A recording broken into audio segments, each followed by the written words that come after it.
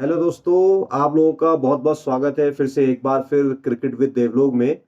और इस समय जो है वेस्ट इंडीज और इंडिया के बीच में जो वनडे सीरीज चल रही है उसकी हम बात कर रहे हैं। तो पिछले मैच के बारे में मैंने काफी डिटेल में आप लोगों से बात करी थी और कई लोगों ने बात करी थी, लेकिन टीम इंडिया के मैनेजमेंट ने ऐसा कुछ होने नहीं दिया कि बहुत बढ़िया कोई ड्रीम इलेवन में कर पाए। वैसे भी इसमें किस्मत ही चलती है बॉस, आप लोग को बताइए। सारा बैटिंग लाइनअप आगे पीछे उल्टा सीधा कर दिया था, तो सारे के सारे प्लान धरे के धरे रह गए सबके, और सभी के प्लान फेल रहे हैं उसमें। लगभग लगभग कोई ये नहीं कह सकता कि भाई मेरे प्लान के हिसाब से टीम चली हुई है, क्योंकि ऐसा बैटिंग ऑर्डर था ही नहीं। तो खैर कोई बात नहीं, चलिए हम आगे चलते हैं। हम बात करेंगे कल के मैच की। तो दोस्तों आप देख सकते हैं नीचे मेरी स्क्रीन पे, यहाँ पे आप देखें जो दूसरा वनडे है। तीन वनडे मैचेस की ये सीरीज है। जो दूसरा वनडे कल से खेला जाएगा ब्रिज टाउन में ही है, ये पैरामीटर्स ब्रिज टाउन में ही है। और 29 तारीख कल है और शाम को 7 बजे से ही ये खेला जाएगा। तो देखने वाली बात ये रहेगी कि पिच कौन सी इस्तेमाल की जाती है। अगर वही पिच इस्तेमाल करी तब तो समझ लीजिए रन बनना बड़ा मुश्किल है। और अगर पिच कोई चेंज हुई, हालांकि ग्राउंड तो वही है, तब देखते हैं किस तरीके से खेलेगी, लेकिन बहुत ज्यादा नई एक्सपेक्टेशन उससे है नहीं। तो जल्दी से एक नजर डाल लेंगे कि किस तरीके से अभी तक हेड टू हेड रहा है। तो 140 मैच टोटल खेल चुकी है इंडिया वेस्ट इंडीज आपस में, जिसमें से 63 वेस्ट इंडीज जीती है। और कल का मैच लगाकर इंडिया अब 71 मैच जीत गई है। दो आपके टाई रहे हैं और दो को चार का कोई रिजल्ट नहीं निकला है। अगर हम वेस्ट इंडीज की बात करते हैं तो टैली फिर इंडिया की बड़ी है। पहले से 16 मैच जीते थे, कल का जीतने के बाद ये एक और जीत गई है। तो इंडिया 17 जीती है, वेस्ट इंडीज 20 जीती है। ठीक है। और तीन आपके नो नो नो रिजल्ट रहे हैं। और लास्ट अगर 10 मैचेस की मैं बात करूं तो फिर और ज्यादा बढ़िया हो गया है, इंडिया 9 जीती है। और इसी पे ही फोकस करना है, क्योंकि पिछले एक दो दशक में वेस्ट इंडीज की स्थिति बहुत ज्यादा खराब हुई है और इंडिया जो है स्ट्रांग हुई है। हालांकि बड़े टूर्नामेंट इंडिया हार जा रही है ना, आईसीसी के फाइनल वगैरह नहीं जीत पा रही है, लेकिन ओवरऑल अगर आप देखेंगे इंडिया की कंसिस्टेंसी बहुत बढ़िया बनी हुई है। फाइनल भले ही हार रही है, लेकिन जीत का प्रतिशत काफी बड़ा है इंडिया का। तो करंट फॉर्म को ही इंडिया की ज्यादा इंपॉर्टेंट माना जाता है। तो जल्दी से एक नजर हम डालते हैं पिच रिपोर्ट पे। तो दोस्तों अगर जैसा कि मैंने आपको बताया कि अगर वही पिच इस्तेमाल होती है, उसको रोल करके दोबारा इस्तेमाल करते हैं, तो ये पिच फिर और स्लो हो जाएगी। और अगर मान लीजिए दूसरी पिच भी देखते हैं ना, अगर दूसरी भी यूज करते हैं, तब भी मुझे लगता नहीं कि बहुत ज्यादा चेंजेस आएंगे, तो उतना हाई स्कोरिंग ये रहेगा नहीं। तो बेसिकली जो आपका ये है विकेट, ये आपका बॉलिंग फ्रेंडली विकेट है। ठीक है दोस्तों। और ये फास्ट बॉलर और स्पिनर दोनों को ही असिस्ट करेगा, इसको ध्यान दीजिएगा। और 33 विकेट इसमें अभी तक तेज बॉलर ले चुके हैं और 29 विकेट स्पिनर ले चुके हैं। ये लास्ट 4 मैच का बता रहा हूं मैं आपको, ठीक है, जो इसमें इंक्लूडेड है, कल का भी इंक्लूडेड है मैच वाला। ठीक है। तो पहले डिफरेंस ज्यादा था स्पिनर और फास्ट बॉलर्स के विकेट्स में, लेकिन अब ये क्योंकि पिछले मैच में तो काफी स्पिनर्स ने विकेट ले लिए हैं, लगभग 10 विकेट स्पिनर्स ने लिए हुए हैं, तो उससे काफी फर्क पड़ गया है। ठीक है। तो ये देखिए 10 wickets by the spinner in the last match. तो 10 विकेट टोटल स्पिनर ने लिए हैं, आपको मालूम है। 4 विकेट आपके कुलदीप यादव ने लिए हैं, 3 विकेट जडेजा ने लिए हैं, और बाकी के 2 विकेट उधर मोटी को और एक उनके दूसरे स्पिनर कैरियर को गए हैं शायद। अभी देखते हैं आगे किसको गए हैं। अच्छा नीचे लिखा हुआ है, मैंने आगे का देखना है। 4 कुलदीप, 3 जडेजा और 2 मोटी और एक करिया, ये सारे स्पिनर है। करिया आपका लेग स्पिनर है, मोटी आपका अच्छा स्पिनर है। मैंने पहले ही कहा था कि स्पिनर्स तो आपने लेने ही पड़ेंगे। और कुलदीप पे विश्वास जिताया है इन्होंने। देखिए विश्वास जिताएंगे भी इसलिए ना, क्योंकि वर्ल्ड कप की अगर तैयारी करनी है, इंडिया में वर्ल्ड कप खेलना है, तो स्पिनर्स को सही से साधना पड़ेगा। हालांकि इस समय इंडिया जो है ये ट्राई वाला मामला कर रही है, उसे मालूम है कि इस समय प्रैक्टिस चाहिए, तो अपने नए नए खिलाड़ियों को मौका दे रही है। तो ऐसा जरूरी नहीं है कि जो टीम पिछले लास्ट मैच में जो उतरी है वही टीम फिर उतरेगी, बिल्कुल चेंज हो सकती है। पता चल रहा कि वहां से एक किसी को बिठा दिया, अगर मान लीजिए ना वही ट्रैक इस्तेमाल होता है, तो ज्यादा स्पिन अगर होती है तो इंडिया एक एक्स्ट्रा स्पिनर अंदर ला सकती है। मे बी वो चहल या अक्षर पटेल कोई हो। वैसे अक्षर पटेल को ट्राई करना चाहिए, क्योंकि बैटिंग प्रोस्पेक्टिव जो अक्षर पटेल के हैं बहुत बढ़िया है मेरे हिसाब से। ठीक है। एवरेज स्कोर बहुत ज्यादा बॉस नहीं रहने वाला है, 220 से 240 एवरेज स्कोर इसमें आएगा। और 50% चांस बारिश के हैं। तो जैसे ही मैंने कहा 50% चांस बारिश के हैं, यहाँ भी बारिश फिर से शुरू हो गई है, मानसून है और छत से काफी आवाज फिर से आ रही है पिछले मैच की तरह। तो ये पिच रिपोर्ट आप ध्यान में रखेंगे जरूर, और इसी के हिसाब से ही देखेंगे कि क्या डिसीजन करना है। तो 50% बारिश के चांस है, मतलब मैच में खलल हो सकता है, इसको भी आप ध्यान में रखेंगे। ठीक है। तो डकवर्थ लुईस जरूर इसमें पार्ट प्ले कर सकता है हार जीत में। ठीक है। और अगर हम पिछले 6 मैचेस की बात करते हैं तो मैं आपसे पहले ही डिस्कस कर चुका हूं कि जो इंडिया में खेले गए थे शुरू के, देखिए ये 9 फरवरी और 11 फरवरी का दोनों इंडिया ने जीते काफी अच्छे मार्जिन से, 44 और 96 रन से इन्होंने ये जीते हुए हैं, ठीक है। उसके बाद हम वेस्ट इंडीज जाते हैं, ये पिछले 3 मैच है वेस्ट इंडीज के। तो वेस्ट इंडीज में मुकाबला थोड़ा सा कड़ा दिखता है, पहले 3 रन से इंडिया जीतती है और उसके बाद 2 विकेट से जीतती है, डकवर्थ लुईस से फिर जीतती है। लेकिन कल का जो मैच हुआ था आपका 27 तारीख का, इस मैच में अगर आप देखेंगे तो यहाँ पे इंडिया जीती जरूर है लेकिन 5 विकेट से जीती। हालांकि इंडिया ने एक्सपेरिमेंट किया है इसमें और 22 ओवर के आसपास 23वें ओवर में इंडिया मैच जीत गई थी, तेज खेल रही थी इसमें, ठीक है। तो अभी ट्राई एंड टेस्टिंग वाला मामला चल रहा है, टेस्ट करो, ट्राई करो, देखो क्या होता है। तो ड्रीम 11 वैसे खेलने के लिए बहुत बढ़िया है नहीं मामला इस समय, साफ साफ बताऊं आप लोग को। तो ये लास्ट 6 मैचेस का फिर ये रिकॉर्ड मैंने आपको दिखा दिया है। तो ये कल के मैच की बात करेंगे। ये आप अच्छा, अगर आप नए हैं चैनल पे, पहली बार इसको देख रहे हैं, तब तो आपके लिए ज़रूरी हो जाता है। तो यहाँ पे आप देखते हैं कि 237 और 193 कोई मुकाबला ही नहीं रहा था 2022 फरवरी में जब ये मैच हुआ था। ठीक है, ऐसा ही दोबारा फिर ये 265 और 169 तब भी कोई मुकाबला नहीं रहा था, एक तरफा इंडिया जीती थी। लेकिन जैसे ही हम वेस्ट इंडीज गए थे तो जीती जरूर थी लेकिन मर मर के, 3 रन का हिसाब किताब रहा था। और फिर से 312 और 311 का स्कोर यहाँ पर रहा था, 2 विकेट से इंडिया जीत गई थी। डकवर्थ लुईस की फिर बात नहीं करते हैं, छोड़ देते हैं। और ये जो लास्ट वाला मैच है 27 का, ये आप लोगों के लिए ज्यादा इंपॉर्टेंट है। क्यों? क्योंकि ये 114 पे वेस्ट इंडीज बंडल हो गई थी इसमें और इंडिया ने फिर 118 पे जो है 5 विकेट पे कर दिया था। हालांकि काफी एक्सपेरिमेंट किया था, कोहली की बैटिंग ही नहीं आई, लोग कोहली को कप्तान बना के बैठे थे। गिल भाई जो लगातार चल रहे थे इससे पहले, वो कल चले नहीं। ईशान किशन जिनका खेलना भी थोड़ा मुझे मुश्किल लग रहा था, ठीक है, तो वो आए तो वो आप सेंचुरी कर गए। तो इसका मतलब सेकंड स्पेस जो सेकंड विकेट कीपर बल्लेबाज है, क्योंकि ऋषभ पंत तो इंजर्ड है ना, तो मुझे लगता है कि केएल राहुल तो वापसी करेंगे ही करेंगे और ईशान किशन को भी लेके जाएंगे।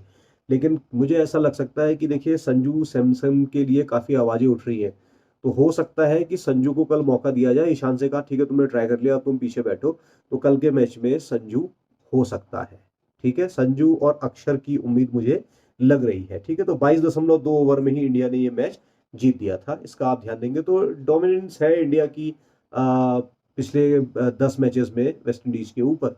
रिजल्ट्स की अगर आप बात करेंगे तो रिजल्ट्स में आप देखिए कि जो स्कोर रहे थे पहले, जो मैं अगर आपसे बात करूं फरवरी 22 का, 22 तारीख फरवरी में, इधर आप देख सकते हैं ये। तो यहाँ पर 308 और 305 है, 3 रन से जीती थी। गिल ने यहाँ पे रन बनाए थे 64। ठाकुर ने 2 विकेट लिए थे, ठाकुर ने कल भी एक लिया है शायद, ठीक है। और चहल कल खेले नहीं थे लेकिन पिछले बार 2 लिए थे। सिराज है नहीं, चहल है नहीं, ठीक है। मायर्स ने 75 रन बनाए थे। देखिए मायर्स तो इंपॉर्टेंट खिलाड़ी रहेगा ही रहेगा ना, क्योंकि बॉलिंग भी करता है, हालांकि उसको विकेट नहीं मिला, लेकिन विकेट मिल जाए और 10 15 20 रन बनाए तो ड्रीम 11 के हिसाब से अच्छा ये खिलाड़ी है, इसको छोड़ना नहीं चाहिए, इसको लेना ही चाहिए, ठीक है। किंग ने कल 17 रन बनाए लेकिन पिछले बार ये 54 बनाया था, ठीक है। ठीक इसी तरीके से अगर आप देखें शेफर्ड 39 थे। अल्जारी जोसेफ को ये लोग क्या कर रहे हैं, उसका वर्कलोड मैनेज कर रहे हैं, क्योंकि अभी वो वहां खेल कर आया है वर्ल्ड कप क्वालिफायर, तो उसको ये खिला नहीं रहे, वर्कलोड मैनेजमेंट इसका कर रहे हैं। पता नहीं क्या वर्कलोड मैनेजमेंट कर रहे हैं, वर्ल्ड कप तो खेलना नहीं है इन्होंने, करना नहीं चाहिए था, ठीक है। तो कल भी अल्जारी नहीं होगा शायद मेरे हिसाब से। और मेरे हिसाब से थॉमस, ओसेन थॉमस को कल शायद मौका मिल जाए, ठीक है। मोटी ने 2 विकेट पहले लिए थे, कल भी उसने 2 विकेट लिए हैं, तो मोटी आपकी टीम में रहेगा ही रहेगा। इसके बाद हम देखते हैं आगे 24 जुलाई 2022 को जो मैच रहा था, इसमें भी देखिए 312 इंडिया ने बनाए थे, 311 पहले वेस्ट इंडीज ने 311 बनाए थे, फिर इंडिया 8 विकेट पे चेस कर गई थी तो 2 विकेट से जीत गई थी। गिल ने यहाँ पे आपके 43 रन बनाए थे और संजू सैमसन जो कि पार्ट नहीं था पहले मैच का, उसने 54 रन बनाए थे। तो हो सकता है कल मौका मिले, इवन अक्षर को भी चांस मिल सकता है। देखिए अक्षर ने भी 64 बनाए थे और अक्षर ने फिर 1 विकेट भी लिया था। ठाकुर ने 3 विकेट यहाँ पे भी लिए थे, तो ठाकुर भी रहेगा ही रहेगा पार्ट में शायद, मुझे लगता नहीं कि उसको बाहर करेंगे। और अगर आप वेस्ट इंडीज की बात करते हो तो होप ने शतक बनाया था। Hope is the only hope for the West Indies, बाकी कुछ नहीं है। आप देखें इससे इस पहले मैच में भी सिर्फ होप एक एंड पे अटका रहा, किसी और ने साथ नहीं दिया उसका। साथ अगर दिया होता तो थोड़े रन और बनते तो देखने में थोड़ा अच्छा लगता, ठीक है। ब्रूक्स इस बार है नहीं। शेफर्ड ने कल तो कुछ नहीं किया ऐसा, लेकिन देखिए पिछले बार 1 विकेट लिया था, इससे पहले वाले जो पिछले साल का मैं दिखा रहा था उसमें इसने रन भी बनाए थे। अलजारी फिर खेल नहीं रहे हैं, मायर्स ने 2 विकेट लिए हैं, तो मायर्स एक इंपॉर्टेंट खिलाड़ी है ही है। इसके बाद देखते हैं कि पिछले बार 27 तारीख का क्या मामला रहा था। तो यहाँ पे तो डकवर्थ लुईस मामला रहा था, लेकिन इसमें भी गिल ने बनाए थे, तो गिल वहां लगातार बना रहा था। अब पहले मैच में नहीं बनाया इसका मतलब ये नहीं कि अब नहीं बनाएगा, तो वो फिर बना सकता है रन। ठीक है। और अच्छा, ये तो पिछले वाला ही शायद कॉपी होके आ रहा है ना। और किंग फिर 42 होप, अच्छा ये पिछले का कॉपी हो गया है। डकवर्थ लुईस से चलिए इसको, इस वाले को हम छोड़ते हैं, हम फोकस करते हैं इसके मैच पे। देखिए ये वाला दोस्त मैच आप लोगों के लिए ज्यादा इंपॉर्टेंट है। 27 तारीख को 2023 में भी खेला गया है, वेस्ट इंडीज में ही है। 114 पे आउट आउट हो गई वेस्ट इंडीज, और 118 5 विकेट पे हमने बना दिए, तो 5 विकेट से हम जीत गए। लेकिन मैच इतना भी एक तरफा नहीं रहा। हालांकि अगर ओवर देखेंगे तो आपको लगता है कि एक तरफा ही रहा है, लेकिन चलिए 5 विकेट तो गिरा है। लेकिन वेस्ट इंडीज से उम्मीद कहाँ थी कि इतने विकेट गिरा पाएगा, किसी को नहीं थी शायद है। सब अपने ओपनरों को ही कैप्टन वाइस कैप्टन बना के बैठे थे। ये तो टॉस के ऊपर डिपेंड करता है खैर। ठीक है। तो कल भी आप देखिए किंग ने 17 बनाए, होप अकेला टिका रहा। भाई ये खिलाड़ी जो एलिस एथनेज है, 22 रन इसने बनाए हैं, और जितना मैं इसको खेलते हुए देखते जा रहा हूं, तो इस खिलाड़ी की टेक्निक बहुत जबरदस्त है, और ये स्ट्रोक प्ले भी बहुत बढ़िया करता है। तो ये वेस्ट इंडीज अगर इसको ढंग से रखेगी, और वेस्ट इंडीज क्रिकेट अगर अपना बढ़िया चाहता है, तो ये एथनेज एक अच्छा टैलेंटेड खिलाड़ी है, ऑलराउंडर भी है, ये बॉलिंग भी कराता है। इससे हालांकि इन्होंने करवाई नहीं, तो ये आपके पास जरूर होप, और ये तो जरूर रहने चाहिए एथनेज। ठीक है। और कुलदीप ने 4 विकेट लिए। ठीक है। और जडेजा ने 4 विकेट लिए। अभी बात करते हैं इनके विकेटों के बारे में भी, किस तरीके से इन्होंने विकेट लिए हैं। इसको ओपनर उतार दिया किशन को, तो 52 ठोक गया ये, बाकी सारा फिर कुछ बचा ही नहीं जब 114 में 52 इसने बना दिया। मोटी 2 विकेट मोटी ने 2 विकेट लिए, एक करिया ने लिया और एक जेडन सील्स ने लिया। तो तेज बॉलर का मुझे लगता नहीं है, अगर आप नहीं लेंगे सील्स को तो कोई फर्क पड़ेगा नहीं, वो विकेट उतना ज्यादा फायदा नहीं करेगा। और ये लास्ट मैच की बात है, तो इंडिया जीती है और वेस्ट इंडीज हारी है। ठीक है। तो ये तो लास्ट मैच की बात है। तो जो लोग मेरा चैनल फॉलो करने लगे हैं अब, या जो आगे करेंगे, उन्हें पता है कि मैं जो ESPN है उसके बिल्कुल उल्टा चलता हूँ। इसलिए जो बाकी और यूट्यूबर्स हैं जो क्रिकेट पे वीडियो बना रहे हैं, मैं उनके हिसाब से नहीं चलता हूँ। मैंने पहले भी आपको बताया था कि आप पढ़ना जब शुरू करते हैं तो लेफ्ट से राइट की तरफ पढ़ते हैं, तो ये वाला जो है सबसे बाद में आता है। तो ये वाला मैच आपका लेटेस्ट होता है, जो मैं लास्ट में लिखता हूँ, ये लेटेस्ट परफॉर्मेंस होती है किसी भी टीम की या किसी भी खिलाड़ी की, इसको फोकस करेंगे। ठीक है भाई। चलिए। हाँ अच्छा, ये बॉस, ये पूरा एक हिसाब से देखा जाए तो ना, स्कोर कार्ड मैंने खोल दिया आपके सामने। ये लास्ट मैच की लाइनअप है इंडिया की। मैं ये नहीं कह रहा कि कल फिर यही होगी, ये चेंज भी हो सकती है, और डेफिनेट होगी। मान लीजिए कि इंडिया पहले टॉस जीत के उन्होंने कहा चलो बैटिंग करते हैं, तो क्या पता रोहित भाई कहे नहीं चलो आज मैं ही जा रहा हूँ, है हो भी सकता है भाई। अभी किसी को कुछ नहीं पता है जब तक लाइनअप ना आए, और लाइनअप आने के बाद भी आगे पीछे तो कर ही देते हैं। कोई फर्क नहीं पड़ता। तो किशन जो था लेफ्ट हैंड बैट्समैन है ये, और ये कल जो है 52 रन बना गया था यहाँ पे देखिए। ठीक है। और ओवरऑल वेस्ट इंडीज के खिलाफ 2 ही मैच खेल के 80 रन बनाए हैं, 40 का इसका एवरेज है। शुभमन गिल बढ़िया चल रहा था, लेकिन कल के मैच में नहीं चला है, सिर्फ 7 रन बनाए हैं, लेकिन अभी भी 70 का एवरेज है। लेकिन इससे पहले ये इसकी करंट फॉर्म में आप देखें तो 112 20 0 37 इतने रन बनाए थे, लेकिन ये वेस्ट इंडीज के खिलाफ यहाँ पे फेल हुआ है। इसके अलावा स्काई की बात करें, मैंने पहले भी कहा था SKY is not my choice when it comes to the one day internationals. मेरी चॉइस नहीं है, टीम उसको सेट करना चाह रही है। मेरे हिसाब से स्काई को बाहर करके संजू को लाए, अगर आप किशन को खिलाते भी हैं तो, मेरा ऐसा मानना है। बाकी तो रोहित भाई देखे, मैनेजमेंट देखे क्या करना है। ठीक है।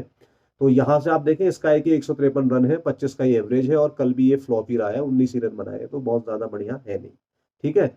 हार्दिक जो है 1 विकेट जरूर लिया, लेकिन बल्ले से बिल्कुल फ्लॉप रहे। देखिए 5 रन बना पाए इन्होंने, सिर्फ 1 विकेट लिया।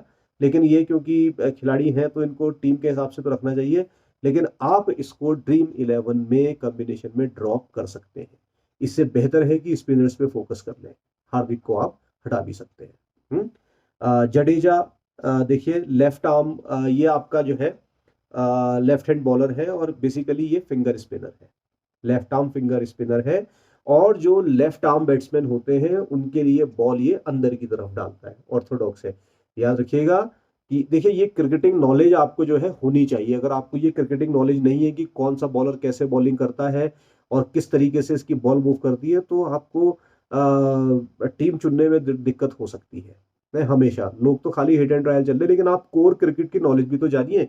Jadeja left arm finger spinner है, और जो लेफ्ट आर्म फिंगर स्पिनर होते हैं, लेफ्ट हैंड बैट्समैन के लिए बॉल इनकी अंदर की तरफ को जाती है, तो उनको खेलना थोड़ा इनके लिए जो है बैट की तरफ आता है। तो कई बार एलबीडब्ल्यू के चांस भी तो रहते ही हैं, लेकिन कई बार ऐसा होता है स्ट्रोक प्ले भी आसान होता है। आगे देखेंगे किस तरीके से है। ठीक, इसके बाद देखिए राइट आर्म मीडियम आपके शार्दुल ठाकुर है। तो कल भी ये एक विकेट तो ले ही गया है, रन तो इससे नहीं बने लेकिन ये एक विकेट ले गया है और टोटल 36 रन बना के 8 मैच में 12 विकेट ले गया है ये।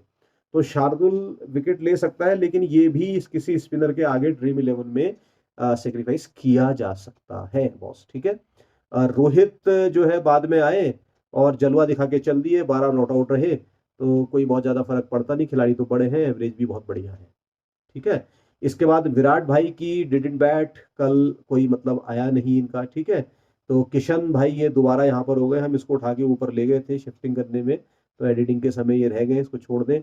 कुलदीप भाई भी आपके चाइनामैन बॉलर हैं। चाइनामैन क्या होता है बॉस? एक बेसिकली लेफ्ट आर्म का लेग स्पिनर होता है, ये बेसिकली जो लेग स्पिन करता है लेफ्ट आर्म। ठीक है, इसको ऐसे समझ सकते हैं आप। अच्छा, अगर आप नहीं जानते हैं कि चाइनामैन गेंदबाजी क्या होती है और कौन कौन से चाइनामैन गेंदबाज रहे हैं और इनको खेलना क्यों मुश्किल होता है, तो इसके लिए देखिए मैंने एक वीडियो बनाया हुआ है चाइनामैन गेंदबाजी को समझने के लिए। टॉप राइट में देखिए लिंक इसका फ्लैश कर रहा है और यहां से आप देखिए, या फिर आप सीधे सीधे टाइप कर ले chinaman bowling bye cricket with देवलोक, तो आपको यूट्यूब में ये मिल जाएगा सीधे सीधे। इसको समझिए किस तरीके से होता है। ठीक है, तो ये चाइनामैन गेंदबाज है, लेफ्ट आर्म है। तो इसके बाद आप इसको देख सकते हैं कि 17 मैच में ये 30 विकेट ले चुका है, 4 कल भी लिए हैं, तो इसको खिलाया। मैं पहले भी कह ही रहा था कि चहल ने पहले विकेट लिए हैं तो शायद चहल को ट्राई कर ले, लेकिन कुलदीप को करना चाहिए, तो शायद इन्होंने कर भी लिया था। ठीक है, Umran Malik right arm fast है, एक ही मैच खेले, विकेट नहीं ले पाए, लेकिन इनकी कोई गलती भी नहीं है मेरे हिसाब से। 12वें ओवर में रोहित भाई ने इनको कहा कि जाओ तुम बॉलिंग करो, ये जैसे तरीका नहीं है। इससे तो साफ साफ क्या झलक रहा है पता है, कि जो वर्ल्ड कप खेलने वाले हैं उस वर्ल्ड कप में उमरान मलिक नहीं खेलेगा। क्योंकि अगर उमरान मलिक को खिलाना होता तो रोहित उसको नई बॉल देता हाथ में, वेस्ट इंडीज बैटिंग पे उतरी थी, रोहित को देनी चाहिए थी, इसकी प्रैक्टिस करवाता, कमजोर टीम के आगे खिलाकर इसका कॉन्फिडेंस बूस्टअप किया जा सकता था और इससे पूरे ओवर कराए जाते। मेरे हिसाब से 4 ही ओवर इसने फेंके हैं। आज पूरे नहीं भी कराता, वेस्ट इंडीज अगर जल्दी भी निकल रही थी, जल्दी भी आउट हो रहे थे, तो एटलीस्ट इतने फास्ट बॉलर से ओपनिंग तो करवाता। तो ये खिलाड़ी को ग्रूम करने का तरीका नहीं है, हालांकि वो लोग ज्यादा बेहतर अच्छी तरीके से जानते हैं कि कैसे क्या मैनेज करना है, लेकिन जैसा मुझे लगता है कि इसको मौका मिलना चाहिए था। कमजोर टीम के आगे इसका कॉन्फिडेंस बढ़ सकता था। तेज तो है ही, लाइन लेंथ की थोड़ी गड़बड़ है इसमें, और क्या है, लेकिन ये चल नहीं पाया। ठीक है, मुकेश से मैं काफी इंप्रेस हूं, एक विकेट इसने लिया है। और अगर आपने देखिए कल अगर आपने मैच देखा है ना, या मुकेश की बॉलिंग पहले आपने देखी है, तो मुकेश की बॉलिंग की एक खास बात दोस्तों क्या नजर आ रही है मालूम है आप लोग को? इसकी सबसे खास बात नजर आ रही है कि ये मैगरा टाइप का बॉलर अपने आप को कॉपी करने की कोशिश करता है, कि बिल्कुल ऑफ स्टंप के थोड़ा सा बाहर ये हमेशा बॉल रखता है ताकि इसको कोई छू ना पाए। ठीक है, तो वहीं पे ही उस कॉरिडोर में ये बॉलिंग डालने की कोशिश करता है। कल इसने लगभग वैसा ही किया है, लेकिन जो पहले से देखते आए हैं तो आप मालूम है कि ये यॉर्कर वगैरह भी मारता है, बढ़िया गेंदबाजी करता है। तो मुकेश कुमार तो अच्छा प्रोस्पेक्ट मुझे फ्यूचर के लिए इंडिया का लग रहा है। तो अगर आप लोग का क्रिकेट में बहुत ज्यादा इंटरेस्ट है, आप मात्र ड्रीम 11 जीतने के लिए नहीं खेल रहे हैं, क्रिकेट को जानना चाह रहे हैं, तो ये चीजें आपने समझनी चाहिए कि मुकेश कुमार एक अच्छा प्रोस्पेक्ट हो सकता है। ठीक है बॉस, तो ये आपके सामने कच्चा चिट्ठा खुलकर आ गया है। अब इसके बाद आगे चलते हैं। ये आपका वेस्ट इंडीज का है, तो ये प्रोबेबल मैं इसको एडिट नहीं कर पाया, ये लास्ट मैच की लाइनअप है, इट इज नॉट प्रोबेबल, ये है लास्ट मैच लाइनअप। तो वेस्ट इंडीज के तो आपने बिल्कुल हिसाब से चलिए, ब्रेंडन किंग को ओपनर उतारा और इसने 17 रन बनाए, और ये इसकी करंट फॉर्म भी कोई बहुत बेहतर नहीं है, हालांकि एक अर्धशतक और शतक दिख रहा है इधर इसमें आपका वर्ल्ड कप क्वालिफायर में, लेकिन बड़ी टीम के आगे ये नहीं चला है। एवरेज भी देखिए इसका 22 का ही है, तो मैं इतने कम एवरेज में तो खिलाड़ी को बहुत बढ़िया नहीं समझूंगा, तो मैं फिर इसको अवॉइड कर सकता हूँ। Kyle Mars left hand batsman है, 4 मैच में 116 रन इंडिया के खिलाफ बना चुका है, 2 विकेट भी ले चुका है। करंट फॉर्म देखिए ये चला नहीं, वो बात अलग है कि ये चला नहीं वाले मैच में जो आपका कल हुआ है, लेकिन ये चल सकता है। तो ये आपका ड्रीम ड्रीम 11 में तो रहेगा ही रहेगा, बढ़िया खिलाड़ी है। ठीक है, एथनेस से मैं खासा इंप्रेस्ड हूँ, ये एक बढ़िया खिलाड़ी है, और आप देख लीजिएगा अगर इसको मौके मिले और ये आगे तक लगातार खेला, तो ये वेस्ट इंडीज टीम का बढ़िया बल्लेबाज निकल के निकलेगा। लेफ्ट हैंड है ये, ठीक है, लेफ्ट हैंड है, और इसको आप देख सकते हैं कि किस तरीके से ये रहेगा, बढ़िया खिलाड़ी। ठीक है, इसके अलावा शाई होप है आपके। शाई होप तो इंपॉर्टेंट क्यों है दोस्तों, ये समझ लो आप। देखिए ये क्या कर रहा है ना, विकेट कीपर भी है, रन तो बना ही रहा है, विकेट कीपर भी है, तो ये दोनों तरीके से पॉइंट देता है। और एक ही खिलाड़ी है जो अटक रहा है, और इसने बढ़िया तरीके से देखिए 43 रन बनाए भी हैं लास्ट मैच में, और इसका एवरेज भी बहुत बढ़िया है, 46 का एवरेज है। तो एथनेस, काइल मायर्स और होप, ये तीन तो लिए ही जाएंगे। ठीक है। इसके अलावा हेटमायर बहुत एक्साइटिंग टैलेंट है, ये चला नहीं मैच में, हालांकि इसका लगातार खराब प्रदर्शन चल रहा है, करंट फॉर्म इसकी बहुत बढ़िया नहीं है, लेकिन इसका एवरेज 42 का है। एवरेज 42 का मतलब है कि ये अच्छा बैटिंग कर सकता है, और अगर चलेगा तो आप T20 में देख चुके हैं कि ये जिताने का मादा भी रखता है। तो कहीं कहीं पे अगर आप देखेंगे, एथनेस को हटाएं, इसको रखें। ठीक है। और होप और मायर्स तो नहीं हटते भाई, बहुत साफ सी बात है। रोबमन पावल आप देख सकते हैं कि ये आपका जो है, वैसे तो रोमन पावल किसका बनी है, ये कुलदीप यादव ही इसको आउट करता है, लेकिन कल इसको जडेजा ने आउट किया है। मैंने बताया था कि ये देखिए, ये तो राइट हैंडर है ना, तो राइट हैंडर के लिए जडेजा की बॉल जो है थोड़ी सी बाहर की तरफ निकलती है, तो मुश्किल होता है थोड़ा खेलना। जब बॉडी से दूर बॉल जाती है तो उससे कॉन्टेक्ट बनाना मुश्किल होता है। ठीक, इसीलिए ऑफ स्पिन कई बार मुश्किल भी होती है। तो रॉबिन पावल मेरे हिसाब से कल तो नहीं रखा जाएगा, इसकी जगह मेरे हिसाब से कोई दूसरा जो सॉलिड आपका प्रोस्पेक्ट है, जो कि रोक सके, और आपके जो कैरी है इनका जो रोक सके और स्टेबिलिटी दे सके मिडिल ऑर्डर को, उसको रखेंगे। तो ये रोमन पावल मेरे हिसाब से कल नहीं रहेगा, मुझे ऐसा लगता है। Romario shepherd 53 run 2 wicket India के खिलाफ 3 मैच में कर चुका है, लेकिन बहुत बढ़िया ये नहीं कर पा रहा है इस बार। ठीक है। तो इसको भी मेरे हिसाब से ओमिट किया जा सकता है, इतना बढ़िया नहीं है। और फिर इसके बाद ये ड्रेक्स है। ड्रेक्स आपका लेफ्ट हैंड बैट है और लेफ्ट आर्म मीडियम गेंदबाजी करता है, डोमिनिक ड्रेक्स।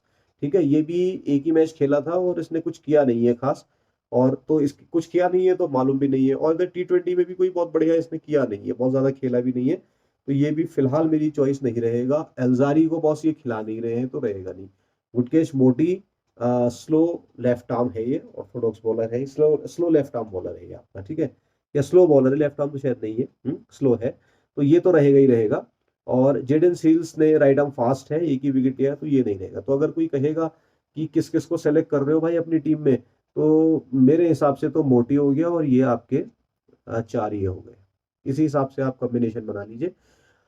और अगर अच्छा, इंडिया अगर टॉस जीतती है, पहले बैटिंग करती है, तो इंडिया के फिर सिर्फ टॉप 3 आप ले लीजिएगा बैट्समैन, टॉप 3 जो बढ़िया स्कोर करते हैं, और उसके अलावा सारे फिर स्पिनर्स को रख लीजिएगा जितने पीछे से है। इतना काफी होगा वेस्ट इंडीज को निपटाने के लिए, और आपके पॉइंट्स जो है ड्रीम 11 में बनाने के लिए बस। ठीक है। चलो आगे देखते हैं। चलो फिर इतना तो बस आप लोगों के समझ में आ ही गया है कि किस तरीके से सबका प्रदर्शन है, कैसे आपने टीम चुननी है, क्या चुननी है। हालांकि ये बहुत ज्यादा मैटर कर दे रहा, क्यों? क्योंकि मान लीजिए रोहित भाई ने अगर फिर से चेंज कर दिया मामला, और फिर कह दिया कि अब की बार हम किसी और को उतार रहे हैं, तो फिर से थोड़ा सा दिक्कत हो सकती है। लेकिन फिर भी देखिए, मैंने जो कहा था मैं उसी पे स्टिक होके चल रहा हूँ। होप मैंने रखा है, एथनेस मैंने रखा है, मायर्स मैंने रखा है, मोटी मैंने रखा है, और यहाँ मैं हेडमायर को मौका दे रहा हूँ। और यहाँ पे मान के चल रहा हूँ कि कुलदीप यादव के साथ एक एक्स्ट्रा स्पिनर आ जाएगा, चहल। चहल नहीं आया तो अगर यहाँ इस सेक्शन पे अक्षर पटेल आ जाएगा, और अगर अक्षर पटेल आ गया तो आप चहल की जगह उसको ले लेंगे, कैप्टन वाइस कैप्टन ये हो जाएंगे। ठीक है। और जडेजा को भी आप ले सकते हैं अगले मैच में। आप कॉम्बिनेशन देखिए, यहाँ पर आप मैंने अगले में मैंने क्या किया हुआ है, मैंने थोड़ा सा चेंज किया है, यहाँ पे मैंने हेडमायर हटा दिया देखिए इस वाले में, और मैं किशन को ले आया। लेकिन किशन अगर नहीं होगा, संजू को मौका दिया, तो आप संजू को भी खिला सकते हैं। ठीक है। देखिए, मैंने कल के मैच में भी आपसे कहा था ना कि किशन जो है टॉप ऑर्डर में तो बढ़िया स्कोर कर सकता है, लेकिन डाउन द ऑर्डर अगर खेलने की बात आएगी ना, लोअर ऑर्डर में, तो लोअर ऑर्डर और मिडिल लोअर ऑर्डर वहां पे नहीं खेल पाएगा, वहां संजू ही खेल पाएगा। तो टॉप में आएगा तो इसको फिर रखेंगे भाई, नहीं आएगा तो फिर संजू को रखा जाएगा। गिल को हमने यहाँ पे रखा हुआ है। होप और एथनेस पे मैं भरोसा दिखा रहा हूँ। मायर्स मेरी टीम में हमेशा रहेगा। जोसेफ मैंने यहाँ रखा है, लेकिन लेटेस्ट न्यूज के हिसाब से ये नहीं आ रहा है। ये नहीं आ रहा है तो हम इसकी जगह फिर कोई स्पिनर, मान लीजिए केविन सिंक्लेयर खिला दिया, तो केविन सिंक्लेयर को हम रख लेंगे इसमें। ठीक है। या कोई दूसरा स्पिनर आपको, उनके पास कैरिया है, तो कैरिया को भी हम रख लेंगे इसमें। कैरिया अभी मैंने फिलहाल नहीं डाला है। मोटी इज ऑलवेज देयर, मोटी को मैं रख ही रहा हूँ। ठाकुर को मैं रख रहा हूँ, लेकिन ठाकुर को मैं हटा के एंड टाइम पे टॉस के हिसाब से चेंज कर सकता हूँ, वो आप भी कर सकते हैं। और कॉम्बिनेशन मैंने कुलदीप और जडेजा का यहाँ पर ले लिया है। और यहाँ मैं देखिए संजू सैमसंग को मौका दे रहा हूँ, और यहाँ से मैं मान रहा हूँ कि रोहित भाई फिर खेल कर गए कि मैं नहीं जा रहा हूँ खेलने के लिए, भाई दूसरे लोग खेलो। तो यहाँ पे मैं यादव के ऊपर एक बार विश्वास दिखाना चाह रहा हूँ कि तू वही रन बना के दिखा, और यहाँ से इसके ऊपर, ये तब की बात है जब टॉस जीत रहे हैं। ठीक है। और टॉस नहीं भी जीत रहे तो इंडिया अगर बैटिंग कर रही है, ये तब की बात है। तो इन दोनों को मैं ले रहा हूँ और यहाँ पे जडेजा और कुलदीप भी रख रहा हूँ। बाकी मैं इन चारों पे तो स्टिक करके चल ही रहा हूँ। तो मोटा माटी अगर आप देखेंगे तो यही टीम है जो खेलेगी दोनों तरफ से। इंडिया वाले कुछ चेंज कर ले तो कर ले, वेस्ट इंडीज एक आध वो आगे पीछे कर सकती है। रोमिन पावल मैंने लिया भी नहीं है, और रोमिन पावल अगर होता भी तो बहुत ज्यादा फर्क उससे पड़ता नहीं, क्योंकि दूसरे खिलाड़ी वहां पे ले लेते हैं। तो इस हिसाब से इन खिलाड़ियों को ही आप आगे पीछे घुमाकर अपनी ड्रीम इलेवन की एक बढ़िया टीम बना सकते हैं। ठीक है, तो ये एक आइडिया है आपके लिए। लेकिन जाने से पहले फिर से मैं अपनी बात रिपीट करूंगा कि ये जितने भी फैंटेसी गेम हैं, स्किल्स के नाम पे ये बेचे जा रहे हैं, इनमें जीतने वाले बहुत कम होते हैं। कंपनी कमाने के लिए बैठी है, आप अपनी अकल लगाइए कि जिसने भी ये कंपनी बनाई है वो करोड़ों रुपया कमा रहा है, भारत सरकार को करोड़ों रुपया टैक्स का भी जा रहा है। ठीक है, तो इसमें बहुत ज्यादा पैसा लगाने की जरूरत नहीं है। एंजॉय के लिए आप खेलिए, अपनी स्किल्स को डेवलप करने के लिए, खिलाड़ियों को पहचानने के लिए, इस तरीके से आप इसको कर सकते हैं। हाँ भाई, किसी के पास अगर बहुत पैसा है और उसको लगता है कि मैं यहाँ लगा सकता हूँ, तो ठीक है भाई, वो खेले। लेकिन ये चीजें बहुत ज्यादा ठीक नहीं है। तो मैं भी एंजॉय के लिए खेलता हूँ, बहुत ज्यादा नहीं, क्योंकि मैं जितना गंवाना पैसे गंवाना चाह गंवा चुका हूँ वो मैं ही जानता हूँ। ठीक है, तो ये ग्रैंड लीग सपना होता है, करोड़ों में किसी एक की किस्मत होती है। तो स्किल्स के लिए आप खेलिए। तो आई होप कि ये सब आपको समझ में आया होगा। और दोस्तों, आज ही मैंने एक वीडियो अपलोड किया हुआ है, the conclusion substitute rule in the cricket. तो क्रिकेट में जो कंक्लूजन सब्स्टिट्यूशन रूल है, उसके लिए मैंने आपको एक वीडियो डाला है, उसको जरूर देखिए। उसको वीडियो देखेंगे तो आपकी स्किल्स भी बहुत बढ़िया होंगी। ठीक है, तो अभी के लिए चलते हैं, फिर अगले किसी वीडियो में अच्छी तरीके से आपसे मिलते हैं। तब तक के लिए बाय बाय, टेक केयर।